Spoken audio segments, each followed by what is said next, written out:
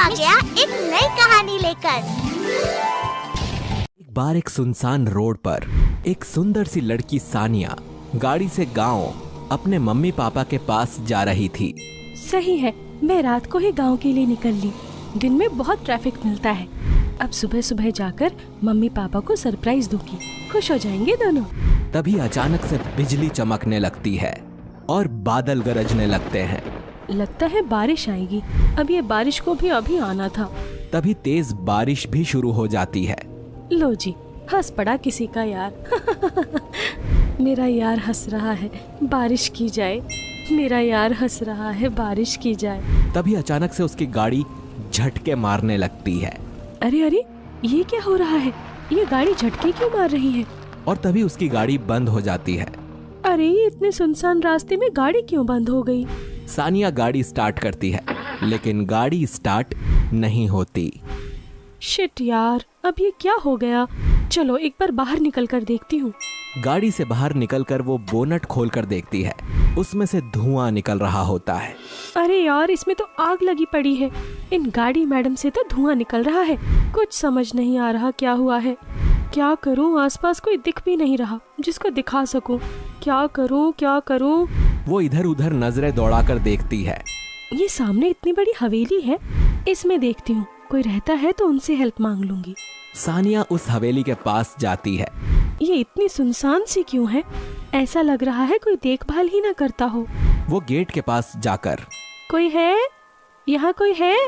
Hello, कोई है? अरे, कोई सुन ही नहीं रहा। सुन लो भाई, कोई तो। लगता है यहाँ कोई है ही नहीं।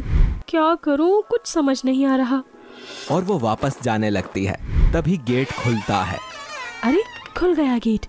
चलो चलो, देखती हूँ, मदद मांगती हूँ इनसे। वो गेट के पास जाकर, ये क्या बड़ा अजीब सा है। यहाँ तो कोई भी नहीं है।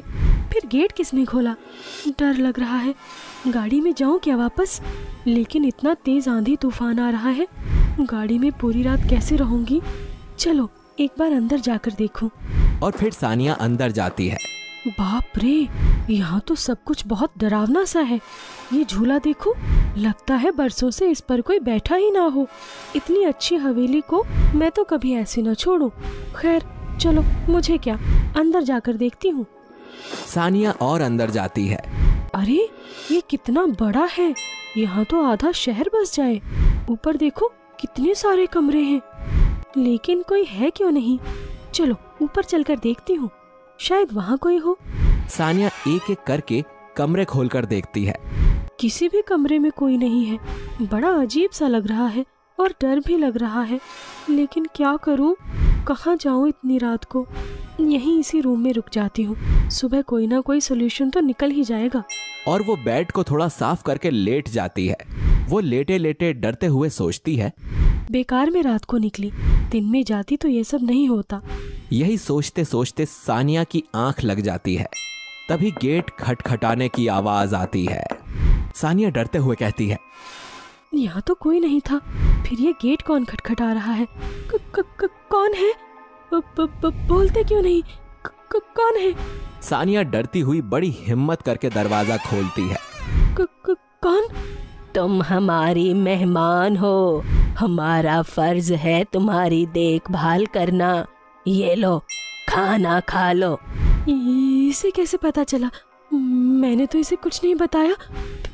फिर ये सब क्या सोच रही हो? पकड़ो जल्दी। हाँ, लाओ। सानिया खाना लेकर गेट बंद कर देती है। भूख तो बहुत तेज लगी है, खा ही लेती हूँ ये खाना।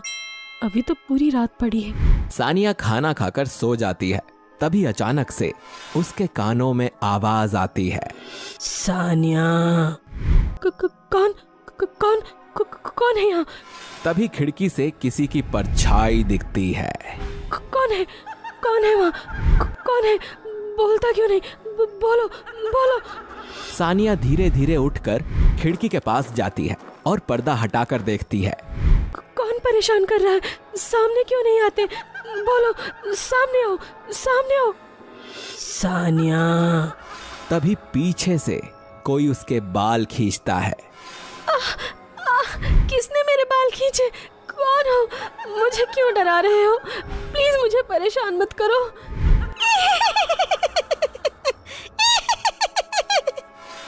सानिया बहुत बुरी तरह से डर जाती है। मुझे यहाँ से चलना चाहिए, यहाँ जरूर कोई भूत है। सानिया गेट खोलकर भागने लगती है। तभी कोई उसका पैर पकड़कर उसे गिरा देता है।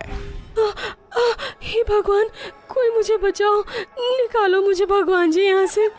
सानिया फिर उठकर भागती है और सामने उसे नीचे जाने का रास्ता दिखता है। वो भागकर नीचे उतरती है, लेकिन वो वापस उसी कमरे में पहुंच जाती है। अरे ये क्या, मैं उसी रूम में आ गई। ये क्या हुआ? मैं तो नीचे उतर गई थी, फिर ऊपर इस रूम में कैसे आ गई? तभी डरावनी सी हंसी की आवाज आती है। कहाँ जाना चाहती हो? अपने घर। प्लीज मुझे जाने दो, प्लीज। तुम मेरे साथ ऐसा क्यों कर रही हो? और वो भागकर बाथरूम में चली जाती है। ये क्या, इस बाथरूम में एक और दरवाजा है, इसे खोलकर देखती हूँ, क्या पता कोई रास्ता मिल जाए। वो दरवाजा खोलकर भागने लगती है। मैं क्यों रात को गांव के लिए निकली? मेरी मति मारी गई थी। हे भगवान, बचाओ बचाओ।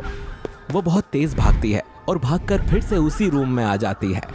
ये तो मैं दोबारा उसी रूम में आ गई। ये क्या हो रहा है?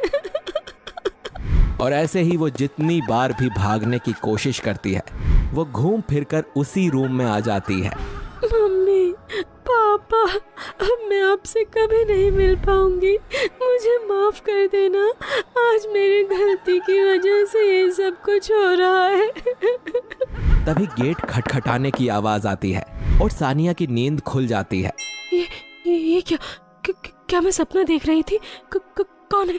कौन है? गेट खोलते ही सामने वही डरावनी बूढ़ी औरत खड़ी होती है। क्या हुआ? सुबह हो गई, अपने घर नहीं जाओगी? यहीं रहने का इरादा है क्या? जाना है ना, जाना है मुझे अपने घर। और ऐसा बोलकर वो भागने लगती है और वो बूढ़ी औरत डरावनी हंसी हंसने लगती है। भाग जल्दी यहाँ से, जल्दी जा यहाँ से। सानिया एक बार भी पीछे मुड़कर नहीं देखती और सीधा भागकर अपनी गाड़ी के पास आ जाती है। वहाँ दो आदमी खड़े थे। सानिया को देखकर एक आदमी बोलता है, अरे ये इस हवेली से बाहर कैसे निकली? ये तो भूतिया हवेली है। क्या भूतिया हवेली? हाँ मैडम जी, इसे खरीदने के लिए जो भी खरीदार आता है वो कभी बाहर नहीं आता। भाई साहब, आप जरा मेरी गाड़ी को धक्का मार दो, क्या पता स्टार्ट हो जाए। धक्के से सानिया की गाड़ी स्टार्ट हो गई और वो जाते जाते सोचती है, अच्छा, तभी वो सुबह होते ही मुझे उस हवेली से भगाने लगी थी। जरूर वो उस हवेली बूढ़ी औरत की ही होगी और वो इसे किसी को खरीदने नहीं देना चाहती। मैं तो सिर्फ रात को मुसीबत में वहाँ गई थी, इसीलिए उसने मुझे कुछ नहीं किया। ओह, मैं तो बताना भूल ही गया। ये कहानी आपको अच्छी लगी तो वीडियो को लाइक, कमेंट और शेयर कर दो। अच्छा, फिर आऊँगा एक नई कहानी के साथ।